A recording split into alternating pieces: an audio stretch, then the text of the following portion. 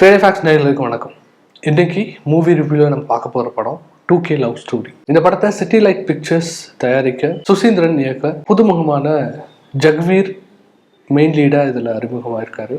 Female லீடாக Meenakshi Govindaraj, அப்புறம் நமக்கு தெரிஞ்ச ஜெயபிரகாஷ், வினோதினி வைத்தியநாதன், அப்புறம் சிங்கம்புலி, ஜிபி முத்து அப்படின்னு இன்னும் நிறைய பேர் நடிச்சிருக்காங்க. இந்த படத்துக்கு இசை டி இமான் பண்ணியிருக்காரு.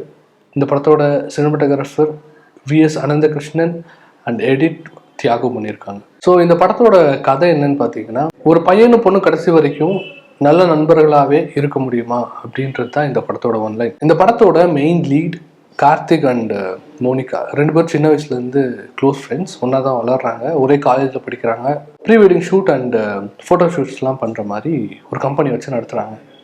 ஸோ இவங்களுக்கு நடுவில் எந்த ஒரு டெசிஷன்னாலுமே ஒருத்தர் மற்றவங்கள சார்ந்து தான் டெசிஷன் எடுக்கிறாங்க. ஸோ இந்த டெசிஷன் எந்த அளவுக்கு போகுதுன்னா, இந்த பையனை ஒரு பொண்ணு லவ் பண்ணுறான். அந்த லவ் ஃப்ரெண்டு ஆன மோனிகா அப்ரூவ் பண்ணாதான் இவன் லவ் பண்ணுவான் அப்படின்ற அளவுக்கு அந்த பையன் இருக்கான். அதே மாதிரி அந்த பொண்ணுக்கான ஒரு டெசிஷனையும் இந்த பையன் தான் எடுத்துகிட்டு இருப்பான்.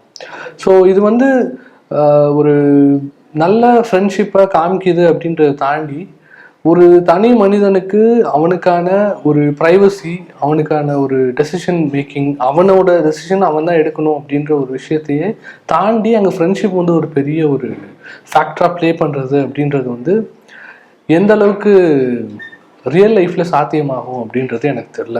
இதுக்கு முன்னாடி சுசீந்திரன் அவர்கள் இயக்குன பல படங்கள் நம்ம பார்த்துருப்போம். வெண்ணிலா கபடி க்ரோவில் ஆரம்பித்து நான் மகாநல்ல அப்படின்னு பல படங்கள் பெரிய ஆக்டர்ஸை வச்சு இவர் பண்ணியிருக்காரு. இது ஒவ்வொரு காலகட்டத்திலையுமே இப்போ இந்த 2K கிட்ஸோட இந்த லவ் ஸ்டோரியை இது சொல்லுதா அப்படின்னு பார்த்தோம் அப்படின்னா, அது முழுசாக அது சொல்லலையோ அப்படின்னு எனக்கு தோணுது. முக்கியமாக இந்த படத்தில் மெயினாக இந்த படத்தை ஓட்டுறதுக்கு ஒரு முக்கியமான கேரக்டராக யார் இருப்பான்னு பார்த்தீங்கன்னா பாலச்சந்திரன் தான். அவர் லப்பர் மந்துக்கு அப்புறமா இந்த படத்தை பார்த்தீங்க அப்படின்னா அவர் கண்டிப்பாக படம் முழுக்க ஞாபகம் இருப்பார். டி இமான் அவர்களோட மியூசிக் இந்த படத்தில் இருக்கா இல்லையான்ற மாதிரி நமக்கு ஒரு கேள்வி எழுப்பிடும்.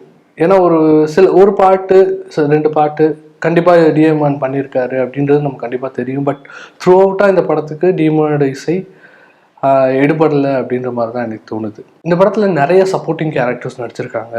ஜெயபிரகாஷ், வினோதினி வைத்தியநாதன், அப்புறம் சிங்கம்புலி அப்படின்னு நமக்கு தெரிஞ்ச நிறைய பேர் இருக்காங்க. இத்தனை பேர் இருந்துமே நம்மளால இந்த படத்தை த்ரூ அவுட்டாக ஃபாலோ பண்ணுறதுல ஒரு பெரிய ஒரு டிஸ்டர்பன்ஸ் இருக்கும்னு நினைக்கிறேன். ஏன்னா படம் ஆரம்பித்ததுலேருந்து அவங்களோட ஃப்ரெண்ட்ஷிப்பை எந்த அளவுக்கு அவங்க எஸ்டாப்ளிஷ் பண்ணியிருக்காங்கன்றதை தாண்டி அது ஒரு கட்டத்தில் ஒருத்தரை சார்ந்தே அவங்க லைஃப்பை லீட் பண்ணிட்டு போகிறதுன்றது ஒரு விதத்தில் நமக்கு கொஞ்சம் சலிப்பு கொடுக்குற மாதிரி இருக்குது.